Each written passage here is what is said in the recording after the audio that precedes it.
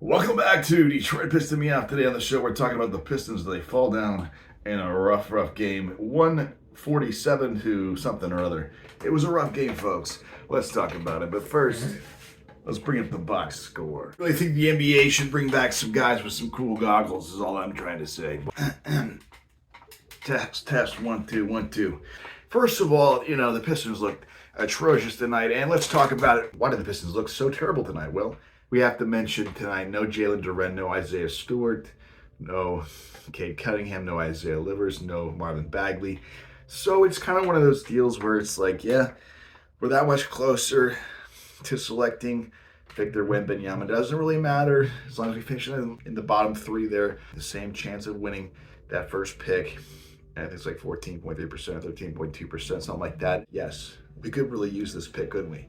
Wembanyama. But if we get into start tops, it's not Wembanyama or bust. All that cap space, plus the Bojan Bogdanovic and Alec Burks coming back, or we use that for more trade capital.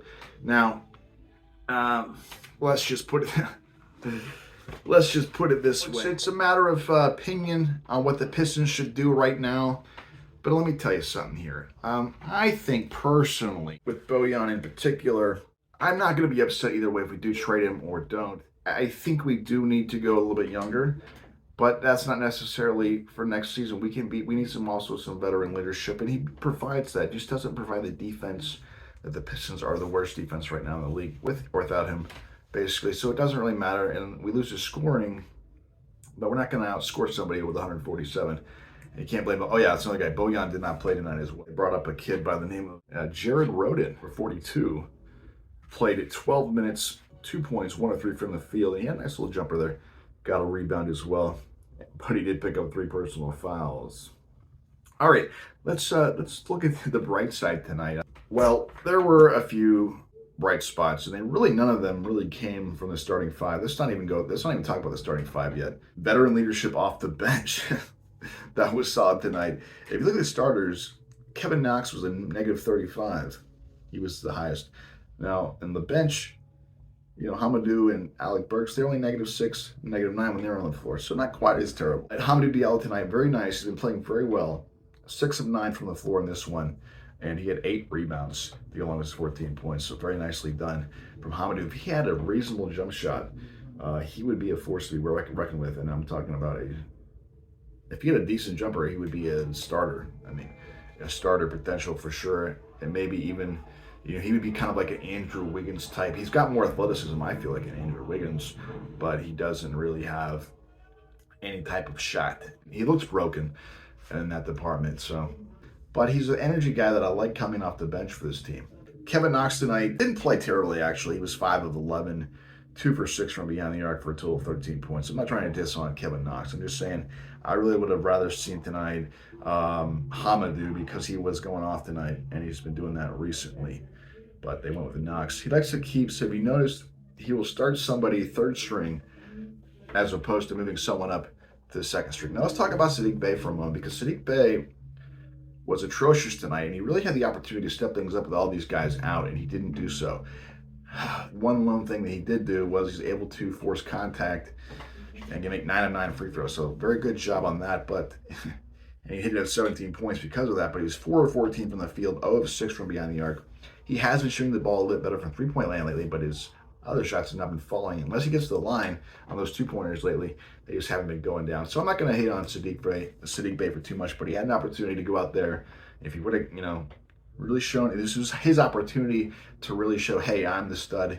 This is my team right now. These guys are out. Go out and get pull a 30 for you. So we seen him do it last year with 55 points in that contest. So we know he's capable of it, but just didn't all overall perform tonight. Alec Burks, 16 points off the bench tonight, 5 of 13, 5 of 5 from the free throw lane. And so anyways, let's talk about Nerlens Noel for just a moment before we get on to Killian Hayes and Jaden Ivey. Now, Nerlens Noel has not been playing particularly terrible here. He had 3 blocks tonight. He's one of those guys that I thought would get more minutes this year, but with the emergence of Jalen Duren, Jalen Duren obviously we need to develop Jalen Duren. So, whatever. But, so that's kind of the reason why I think Nerlens Noel hasn't played much this year. If he would have been ready physically as the season started, yes, he would have received more opportunity and might have been able to cement himself in the lineup. But he's played well, and his jump shot actually looks pretty decent for mid-range. I kind of like him taking that mid-range jumper because we haven't really seen a, yes, Isaiah Stewart's looked very nice from downtown stretching the floor, but I like the bigs also hitting from that elbow and free throw line, which we saw Nerlens Noel do a couple times last night and tonight as well, and played pretty solid defensively. Well, did he? Joel Embiid still got 36, so in 23 minutes. So I can't really say he was great defensively, but Joel Embiid's a tough matchup and didn't really have a whole lot of help when you start Saddiq Bey and Kevin Knox along with that. Not going to give a lot of help. And Jaden Ivey tonight didn't look terrible on the offensive end. Actually played a pretty good overall game. Shot well, 4 of 8 from the floor, 4 assists. 6 of 6 from the line to finish with 17 points. Now he did have 4 turnovers, and that's something that we're going to have to deal with. Hopefully, Cade Cunningham and Jaden Ivey continue to lower their turnovers next year because they're going to be very instrumental in that. We've seen Killian Hayes do a much better job recently in the turnover department, not turning the ball over, and that's been very positive in what we've seen thus far. So Killian Hayes, rather, a really fine player, and tonight had a rough one. 2 of 11 from the field, finished with 5 points, only got 6 assists tonight, 2 steals, so he made some plays on the defensive end, but just couldn't get the job done. 1 of 3 from beyond the arc in tonight's game. It just was, not one of his better games. Went back to his 18% shooting, which he shot in the first 15 games. But he still looks like he's got the confidence. He needs to continue to shoot about 10, 11 shots a game minimum, I think Killian needs to take. He wasn't taking bad shots, just weren't falling tonight. So, his little soft runner has always been a little bit too soft. I'd like to see him really, throw it up a little bit harder. And, if he misses off the backboard, go for the glass, something like that, because he does come up short usually when he's off the mark. So maybe just a little more oomph in there.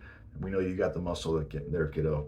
All right, that's about all I'm going to talk about tonight. Of course, we'll be talking some more drafts soon because things are looking up in terms of the Pistons getting a top 5 pick, and there are a lot of good players out there. So we'll have to talk about how we discuss that and more talk about Bojan Bogdanovic trade, Saddiq Bey trade, and Alec Burks. Those 3 guys seem to be the most available, and I really think of Bojan at this point. I mean, is it time to say goodbye to one of our favorite sons? I surely hope not, but at the same time, Bojan's, he's a top dollar right now. We can get top dollar out of him. It's all about maximizing your assets, and I think it's time to sell on Bojan. But at the same time, I see the argument of him coming back and continuing this role with Cade Cunningham, with the draft pick that's coming in, with Jaden Ivey continuing to develop. And just defensively, I think they need to go in a little different path. I think they need to get more athletic and a little bit harder nosed defensive players in there to kind of play that small and power forward positions that we've seen Saddiq Bey and Bojan kind of struggle with. And I think Saddiq Bey still has a role off the bench along with Alec Burks. So I kind of like them sticking around for at least the short term. But anyways, Pistons fans, do me a solid, smash up that like button, subscribe to the channel, and hit the notification bell to be reminded of my videos go live. And I'll see you next time on Detroit Piston Me Off.